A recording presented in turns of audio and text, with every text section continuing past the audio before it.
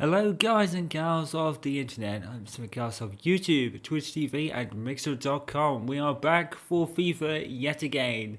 Somehow have managed to persuade myself to buy FIFA 19. I mean, to be honest, I didn't actually say I was not going to get it. That was not really definitive. At the time, the demo hadn't really convinced me, but I had to, for this very reason. Season 6 in my broadcast style commentary annual FIFA series on one season of career mode with Manchester United.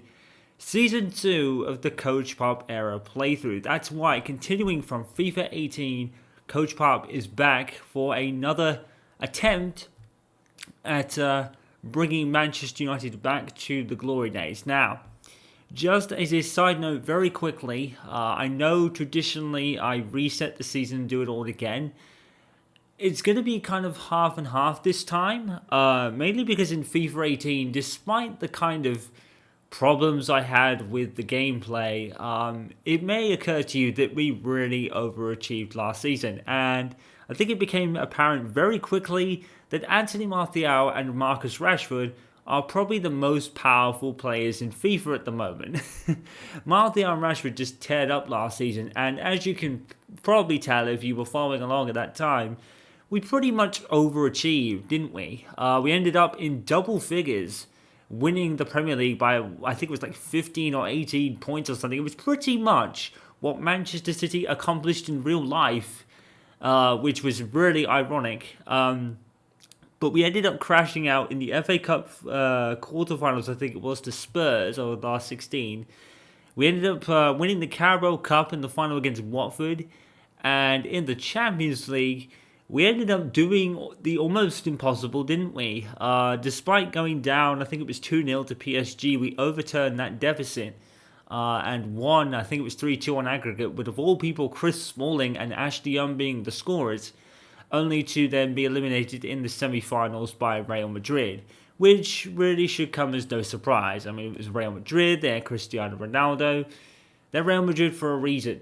So I think with that in mind, the only real overachieving state, really, that Gregg probably would have achieved in his first season, in game terms, was the Premier League. I mean, the Carabao Cup, maybe you would expect that from a new manager, but winning the league by 15 to 18 points, probably not. Definitely not in your first season. So we are going to kind of reset and follow the real life results. So that basically means that Manchester City were the Premier League winners by said margin, which also means they were the Carabao Cup winners as well, I believe. Champions League, I think it was Real Madrid that won it in real life, but that's not really important because we're not in La Liga. So, but we will kind of mention that anyway. And in the FA Cup, it was the FA Cup final, Manchester United and Chelsea, and we lost by a goal to nil. I think it was Eden Hazard. Yes, I think it was something like that. That is one thing where we actually managed. So, to be fair, a lot of what Manchester United really, I guess some people would say, achieved, although probably not. Although, statistically, it is the best position since Louis van Gaal. Yeah, it's, we won't really go into that because I'm not the purpose of this video, but I never believed it for a second, and now look where we are. That's the last I'll say on that. So, the storyline is, basically, let's do a recap first. So, a recap. 2 days after winning the Europa League final 2 seasons ago, Jose Mourinho, for reasons unknown, steps down as the manager of Manchester United. I didn't really know what to do with that. I didn't want to give him an illness or anything like that. I guess we could have gone like he'd had an offer from like PSG or Real Madrid, but if we came across PSG or Real Madrid, I think that like their managers win the game last season, like Unai Emery for PSG and whoever the Real Madrid manager was. I can't remember. Was it Zidane? I think it might have been Zidane. But they were already in the game, so it was pretty hard to put Jose in another club that we were probably most likely going to face, like PSG or Real Madrid, and ironically we did in the Champions League. So it would have been very hard to do that, but I didn't want to give him an illness either. So I kind of made the story as a make your own conclusion. Now, I'm not really sure if I'm going to have a reason. Maybe I should. now that the Real Madrid manager at day of recording has been sacked, 30th of October today, then we could probably mention that. We could probably say that Jose did become the manager of Real Madrid. Of course, if we come across Real Madrid in the Champions League, it's not going to look like him. It's going to look like the current guy whose name eludes me right now. But we might mention that. Why not? I mean, a couple of seasons ago when we started with Jose Mourinho in FIFA 17, we didn't even know his face, and we called him Jose Mourinho anyway. So we might just do that. I'm not really sure, but for now it's kind of reasons unknown, and maybe we'll find out the reasons as we go along in the season. So 2 days after the Roman League final, Jose Mourinho, for reasons unknown, steps down. The search takes a while, and Manchester United really are kind of left in a state of surprise, really, because they had no real plans to replace Jose Mourinho with anybody. You know, a lot of fans say we progressed. Maybe they have progressed, and you know, we did win the Europa League, which basically put us in the Champions League through the back door. But I guess that's always the minimum objective as Manchester United manager, is to keep the team in the Champions League if at all possible. And we also won the Carabao Cup that year as well. So a lot of people would say progress was being made. We started winning. The football wasn't tremendous, but you know, it was there. Even though we didn't win the league or anything, you know, the progress was starting to be shown. And then Jose just leaves. We don't really know why yet. So Manchester United, the board have a long, hard think in what to do next, because the problem United really face, even in real life at this point, is if we go for an established name, will it work? You know, Louis van Gaal was, in my opinion, unfairly sacked after winning the FA Cup. And Jose Mourinho, in this scenario, didn't really work out either. He left. But can we go for really an unestablished name like an Eddie Howe or Mauricio Pochettino, remembering that we went with David Moyes and that turned out to be a disaster? Really unfairly, in my opinion, again with David Moyes, but it was. You know, the champions to 7th, it was pretty much a disaster, really. I mean, David Moyes, in my opinion, should have stayed on, but, you know, that didn't work out. So, you know, it's Manchester United are in a state of, like, what do we do? You know, what happens? Way off in America around this time, the NBA playoffs are happening. And I think on that date I mentioned it, or some week after, the San Antonio Spurs and the Golden State Warriors are in the Western Conference Finals. I think it was the finals. And Gregg Popovich's team gets swept. I mean, yes, it's the Golden State Warriors with Kevin Durant, Steph Curry, Klay Thompson. It was probably almost to be expected. And the San Antonio Spurs are kind of approaching their time of turnover as well. You know, Tim Duncan went into retirement. There's always questions about Manu Ginobili and Tony Parker. And in real life, Manu retires around about now. I think he retired before the start of this season. And also before the start of the season in real life, Tony Parker was traded to the Hornets. So, and obviously there was a loss of Kawhi Leonard as well to the Toronto Raptors. So that's probably not really going to get mentioned in this scenario because Gregg is already at Manchester United. But there are many questions over the future for San Antonio Spurs. It really is approaching the end of an era. And even though Gregg Popovich had continued his stellar winning positive season record in the NBA in the regular season, he got swept by the Golden State Warriors. Gregg Popovich comes out a couple of days later, comes out and says, I really feel that, well, this is in this scenario, I really feel that I've taken the San Antonio Spurs as far as I could possibly take them. You know, this squad is aging and everything. And basically he just steps down. And everyone's like, no surprise. It's no surprise. There is a lot of turnover approaching San Antonio. And Gregg Popovich really feels that it's time for someone new to take over, build a new dynasty possibly for the San Antonio Spurs. So he probably does the right thing. You know, he does what Arsene Wenger pretty much did, or in some cases of Arsenal fans should have done a long time ago, and left with the ceiling pretty much reached and an opportunity to create a new San Antonio Spurs for the new head coach. There isn't really a word from anybody on what Gregg will do next. Most people think, well, just go into retirement. But the Manchester United board hear about this, and the story is that after some weeks of talking, Gregg Popovich decides, let's have a new challenge. Let's go to Manchester. And most people would have probably thought the MLS would be an option. But, you know, Gregg is, with all due respect to Gregg, He has almost no soccer or football experience. But Manchester United really do feel that now is maybe what we should have done with David Moyes in the first place, and that was rebuild. And to be fair with David Moyes, the rebuild couldn't have happened that season because a lot of the players that David Moyes had were aging players like Robin van Persie or Wayne Rooney, for example. So Manchester United really feel that, they don't have such an aging squad anymore. The oldest player is the manager Matic at 30 after he gets bought. So he's the oldest. I think he's the oldest player, or Fellaini, or Herrera, or something like that. It's around that kind of age gap. The highest aged player is 30. So Manchester United just feel like maybe getting in a new manager now would be a perfect time to do that and really focus on more of a rebuilding effort.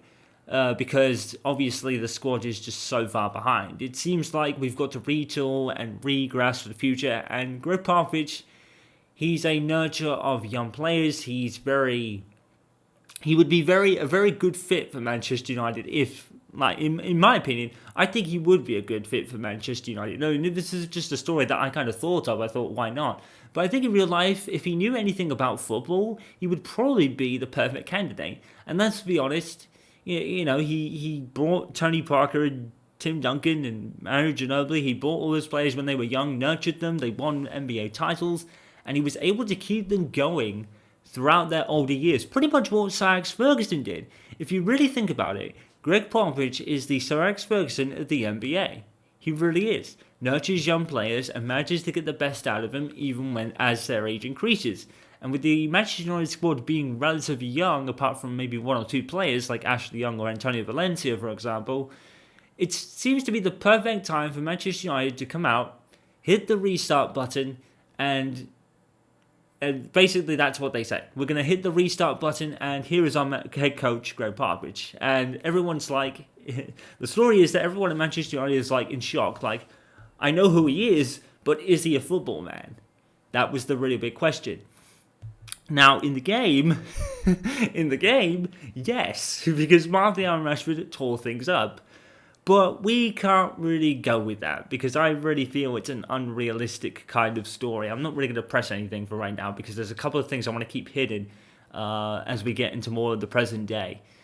So, Manchester City are still going to have their stellar season of a double points Premier League victory.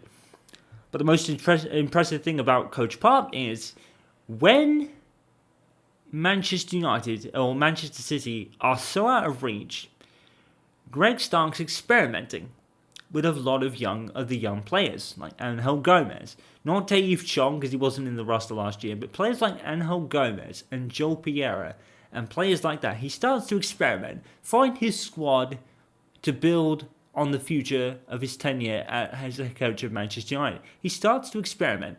And the story is that players like Gomez and players like Pereira are really showing promise. Now, with the goalkeeper, it's blatantly obvious that we're going to go with David De Gea a lot of the time because he's the best goalkeeper in the world in real life. In FIFA, not so much. In FIFA, he didn't really keep a clean sheet much at all. In fact, Joel Pereira had such a stellar end of the season, in particular saving a Alexander Lacazette penalty, and that wasn't the only penalty he saved. He saved another penalty from an Arsenal player. I think it would have been Lacazette. So Joel Pereira was really showing signs of promise under Coach Pop. And Angel Gomez was another. Marcus Rashford, Anthony Martial became the strike force up front, especially when Lukaku was out injured for the first few games of the season. That will be a thing for only this part anyway. But yeah, Lukaku's out for the first 3 months of the season. Rashford and Martial just tear up and score goals. But unfortunately, it really turns out that Manchester City are really doing the same thing. And Gregg Popovich, with his lack of experience, maybe, he can't keep up. He can't really keep up that level for so long. And it really does prove that football or soccer is very different to the NBA. And it really does take Greg time to adjust. He has a fast start, but eventually he falls behind. The team runs out of steam. Manchester City is just relentless in their pursuit towards the title, and Greg starts to lose ground. And what happens in real life. So he starts to experiment and find his squad tool for the future. Now, in this season, it seems to be that there'll be a lot of time for those young players, but no one's really expecting United to win the title right away. This is a nurturing process. This is year 2. Gregg Popovich was granted the immunity from prosecution rule, if you like, and guaranteed his tenure at United. The three years, it kind of happens like maybe 3 seasons. But talks began in April, and this is kind of like a side story as well that really just came up recently that I found out mostly about Gregg Popovich. Talks began in the early part of 2018 that the club were going to extend Gregg's contract. They were really seeing that Gregg was promising, and the club was progressing really well under him. But then April happens, and in real life, Gregg Popovich's wife sadly passes away in April. So the club pumped the brakes. They honestly don't want to pressure Gregg into anything at all. It's a very sensitive subject for Gregg, obviously.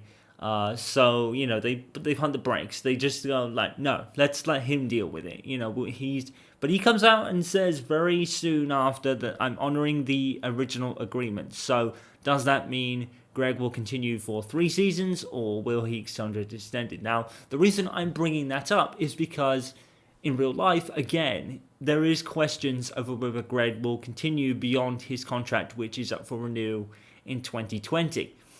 So, FIFA 20 might be the last game that we do this Gregg Popovich storyline, and that would make sense. If that does happen in real life, then we'll obviously feature that into the game, and we'll do whoever comes in after, Jose Mourinho in real life, but after Gregg in the series. We don't know. We don't really know what Gregg's going to do in real life. I may factor that in, I may not. I might just do more seasons anyway, just, because I do like this story. I do like this dynamic. I think it's like a story or dynamic that no one really has ever done, so I'm pretty unique in that way, I suppose. So I do like this story, even though FIFA 18 really was frustrating in gameplay terms. I did love the story I was curating, even when we did overachieve in the Premier League. So by April, these questions arise. Gregg Popovich obviously gets to the FA Cup final, and here we are. He's obviously lost because, it's a final. And, now is the time to really start watching Manchester United now that Gregg Popovich has a year under his belt. So let's finally go into this. This is all the same settings from last year, so we're going to accept all that. We're going to do this.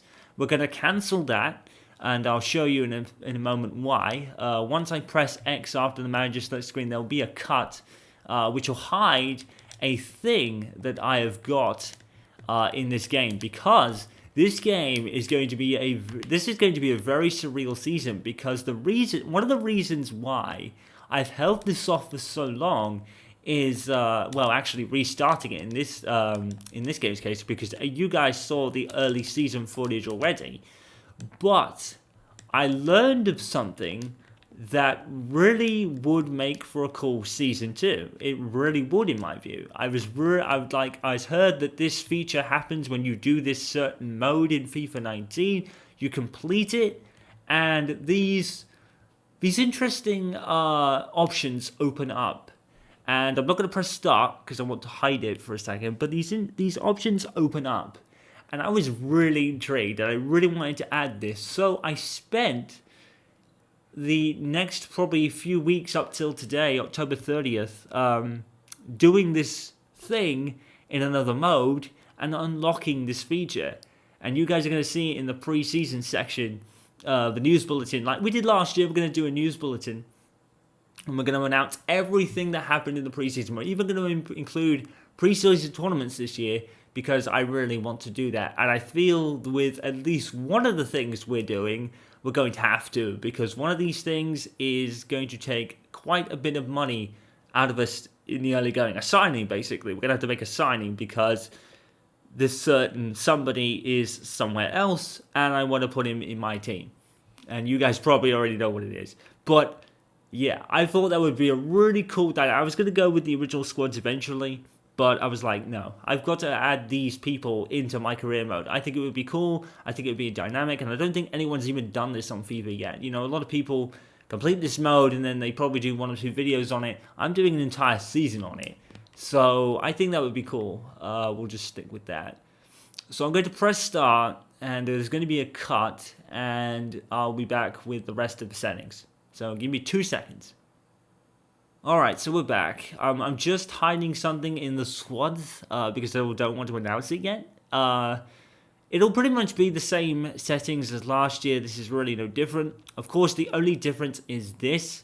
The European competitions, the Europa League, and the UEFA Champions League. For the first time in the FIFA series, we are doing this. So, oh, and by the way, yeah, we are going to include the last season's Champions League where Manchester United were knocked out to Sevilla. And what we're going to say is that, the cream of the crop is in Europe when it comes to soccer or football, and Greg has no real idea how to deal with that yet. It's his first season. So, first season was a learning process. Season 2 will be challenger process. This will be the challenger season.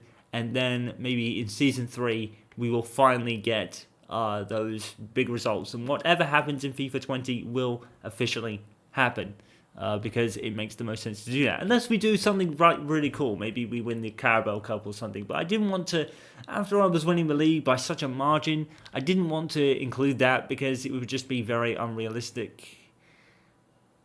These Champions League groups are wrong. I'm going to have to correct these. I know why, because what I'm actually deciding to do is use the base teams that were the teams at the start of the game. That's why the Champions League looks like this, because can we randomize it? Yeah, we can randomize it, but it gives us the wrong squads. Right, so I'm going to have to go do that. I forgot about this. It's because when I did the mode that I did, and then saved my squads that we're going to use, because obviously a couple of players are coming over from last year, namely Wilfried Zaha and Gazay Zardes. The reason because of Zardes was brought in was to help Greg with his kind of transition to the sport, and Zaha, like I said, these two are significant signings because of Zaha's ambition to give his career at Manchester United one last shot, and it works out. Even though it didn't win him any trophies officially, it worked out. And Zaha got a lot more game time, but like we said, the squad kind of ran out of gas and City just took advantage and ran away with it. Jesse Zardes was brought in as he was a rising star in the MLS, the American side of soccer, as it were. And I felt with Gazay Zardes last year was a huge part of the journey. So I thought, why not bring him in? He's the known player from the journey, so let's bring him into season 1 of Coach Bop and give him the storyline of,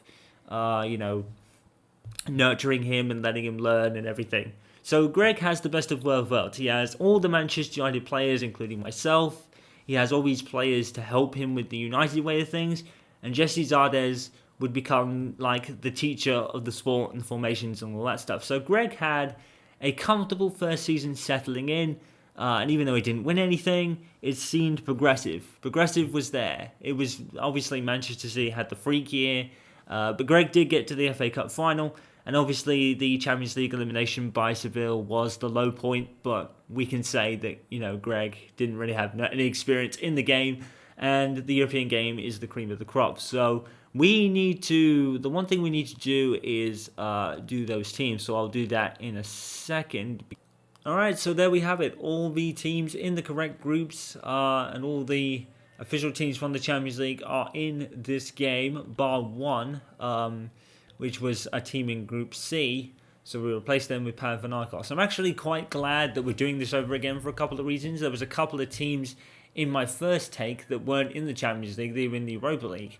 And I completely forgot that you could edit the Europa League as well. So it's a good thing we're restarting that to a degree. But the Europa League, it was very, very difficult to get all these teams involved. You had to chop and change and switch out teams because you can't have this team with this team and that team with that team. It was all sort of like confusing. So that was a bit of an annoying thing to set up. But we pretty much got it on the nose. But again, be aware that there are a lot of teams in the Europa League that don't feature in FIFA. So we had to kind of chop and change a few things around. But they are as accurate as possibly be. So yeah, sorted.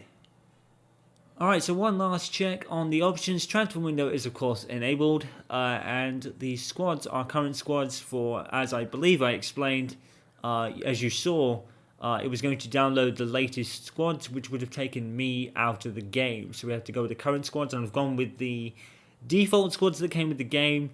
It doesn't really matter if you do or don't, they're very much the same anyway, so there's no real need to worry about that. And of course, everyone's going to get transferred somewhere anyway, so it doesn't really matter if you have the most up-to-date squads. People will move and it will change, so there's really no point to worrying about that. Okay, I think that's pretty much it. So without further ado, because we've had to put this off for so long because of my idea, let's get started with Season 6 of this traditional FIFA annual stuff, with Season 2 of Coach Pop era. What has he done in this preseason? Time to move over to the news to find out.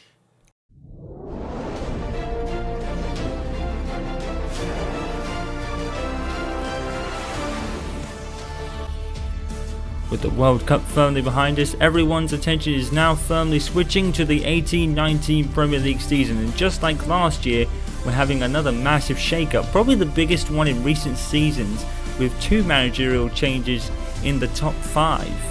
Much to the dismay of the entire league, however, that change is not coming at Manchester City, who rather expectedly are sticking with their man Pep Guardiola after a record-breaking season in which they won the league by a staggering 19 points. After 16 years though, it's all changed at the top for Arsenal after Arsene Wenger, some would say, finally stepped down, but there's no doubt that he will remain one of the greats despite his spark really losing it in the last maybe 3 or 5 seasons, and you have to feel that the constant criticism from a section of fans probably played a huge part in that decision. Unai Emery, formerly of PSG, is his replacement, but what a tough first couple of weeks he's got, coming up against the champions Manchester City and Chelsea. Speaking of Chelsea, it was a bit of a rollercoaster ride for a while involving former manager Antonio Conte, but eventually Roman Abramovich did pull the trigger and sacked him. His replacement is the very much unknown Maurizio Sarri, and probably one of the most interesting managerial appointments this season so far. No changes at the top for Liverpool as they stick with Johan Klopp. Fans really feel it's only a matter of time now before Liverpool finally grab that elusive Premier League trophy they have yearned so many years for. And finally to what probably was the most resurgent team in the Premier League last season, Manchester United, and the situation involving their head coach Gregg Popovich. Now sadly, Gregg lost his wife in April, and it left fans in a state of worry but yet understanding if Gregg wanted to leave at the end of the season to return to America. A couple of months after that, Gregg came out and said, "I will honour the agreement we set together and then it will go from there." The rumours were before the sad passing that Manchester United had a contract extension on the table ready for him to sign, but were forced to pump the brakes on it out of respect after Gregg's wife's sad passing. Now the club might have finished 19 points behind Manchester City in the title race and got knocked out of all competitions, including the last 16 in the Champions League to Sevilla, which was undoubtedly their lowest point, but they did reach the FA Cup final, and even though they ultimately lost, fans and the board feel the improvement that they were looking for has been made, and now this season, now that he is staying on, the club really hope to mount a challenge. Pretty much when last season ended, Gregg started putting his plans in motion for the next season. In the early days of the opening of the transfer window, he made 3 very key signings. The first of which was Fred, the Brazilian from Shakhtar Donetsk, for £33.5 million. He was immediately given the 17 shirt, which pulled into question the future of Daley Blind. That was called into answer very early. Daley Blind was eventually sold to Ajax. Gregg Popovich was very reluctant to sell Daley Blind as he saw him as captain material should Herrera or Henwood move on at any point in the next couple of years. It wasn't what Gregg wanted to do, but he said, "Due to the systems I want to run for the next couple of seasons at the least, I don't see him playing, and rather having him sitting on the bench because he's so valuable, I'd rather have him move to a team that will play him constantly."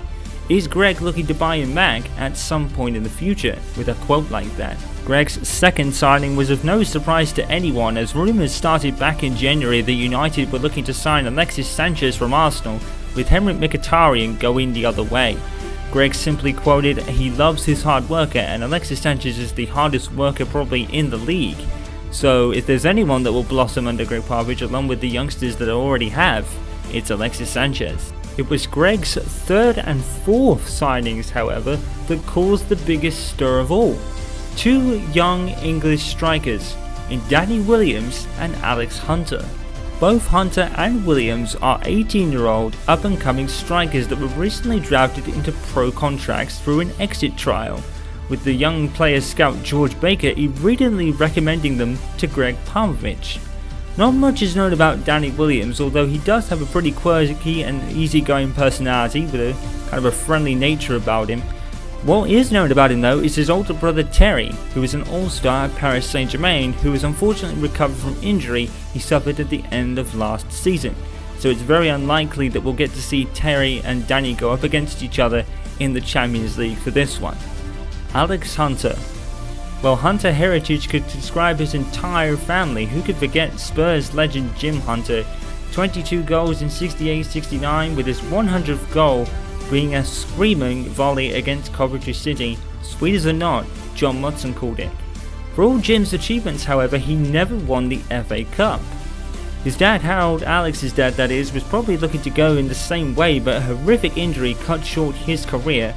And Alex's half-sister Kim Hunter just recently became a World Cup winner with the US national team in France.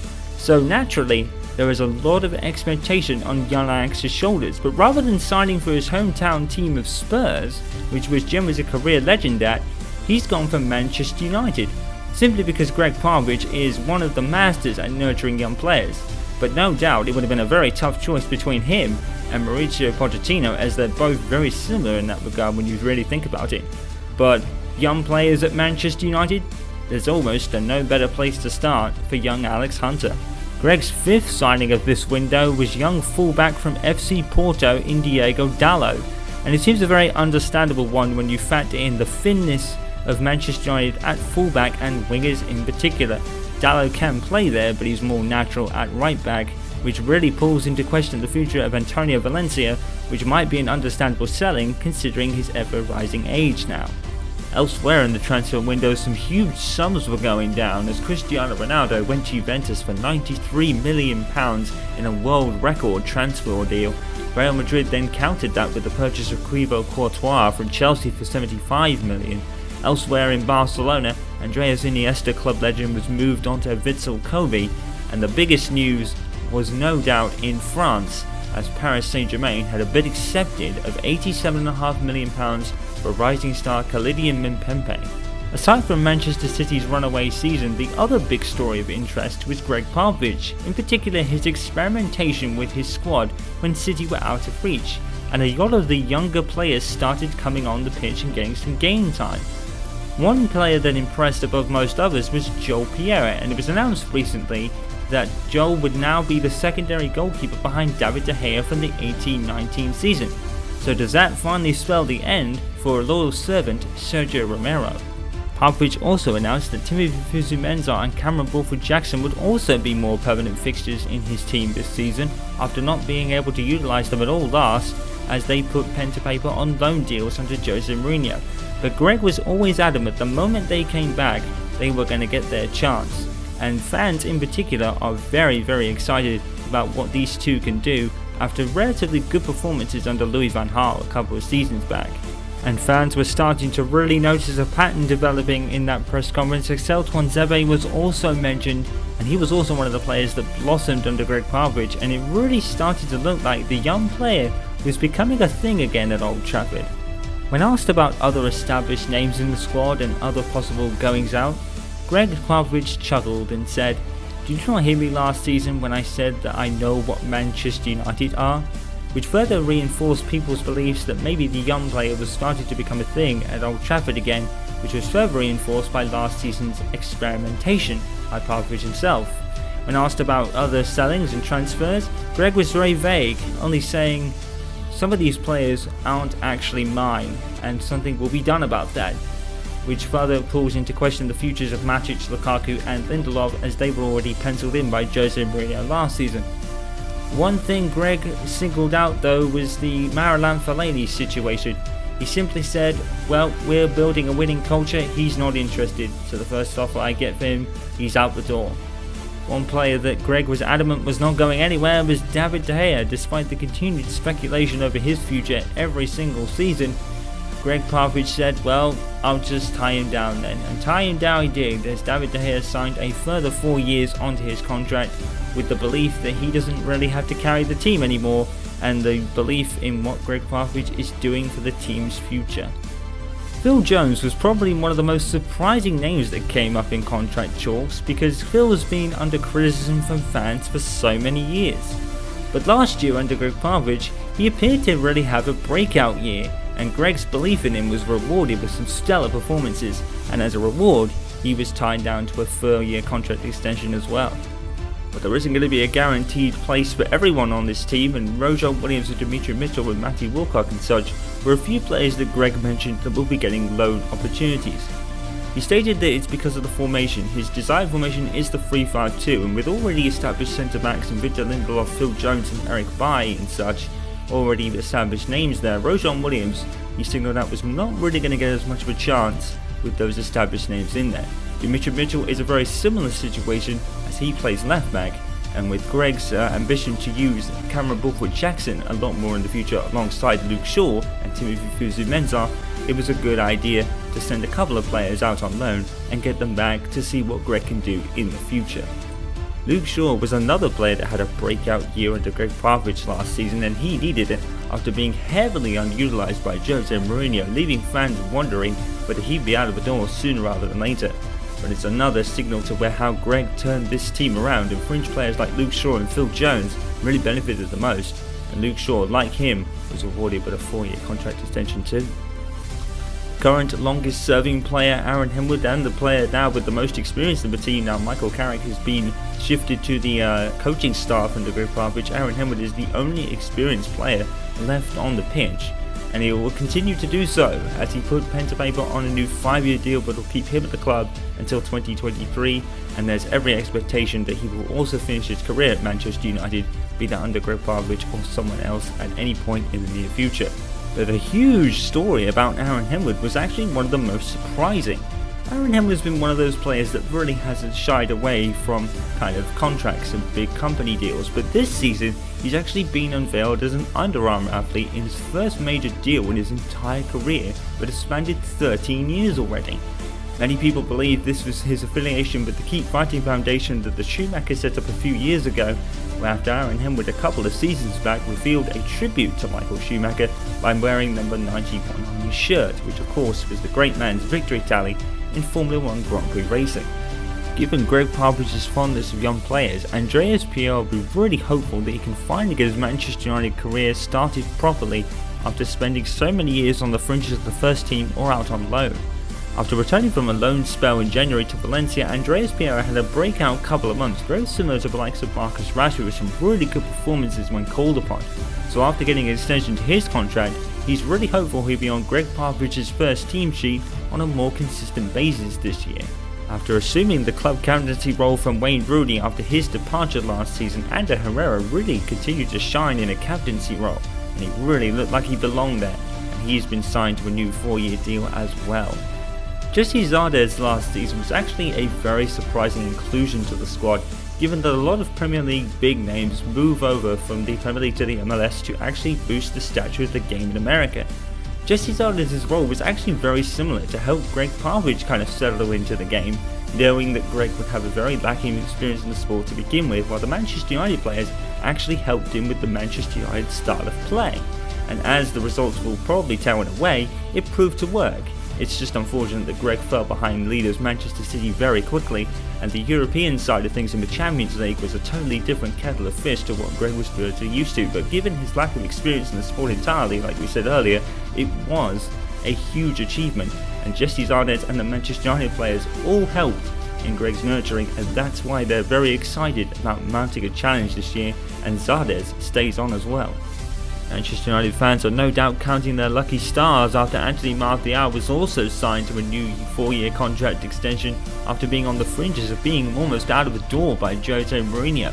Gregg Popovich turned him completely around, and his budding partnership with Marcus Rashford brought about a lot of goals in the early part of the season when Romelu Lukaku went out injured. If Martial and Rashford continue to develop, they may just be able to keep pace with City this season and mount a real challenge. In the background to everything that was happening last season, Gregg Popovich had his eyes on one academy youngster in particular, and that was the rise of Tahith Chong, the 18-year-old from the Netherlands. He's a natural winger, and with Manchester United being thin on wingers, it appears that Tahith will be actually staying on board with the squad, unlike Dimitri Mitchell and Virgil Williams, who Gregg Popovich said he may not have a space for. Tahith Chong is a very promising youngster if we are to believe everything Gregg Popovich has heaped praise on him, and it'll be very exciting if we see him this season, and if Greg is right, he may be tearing up Premier League pitches for years to come.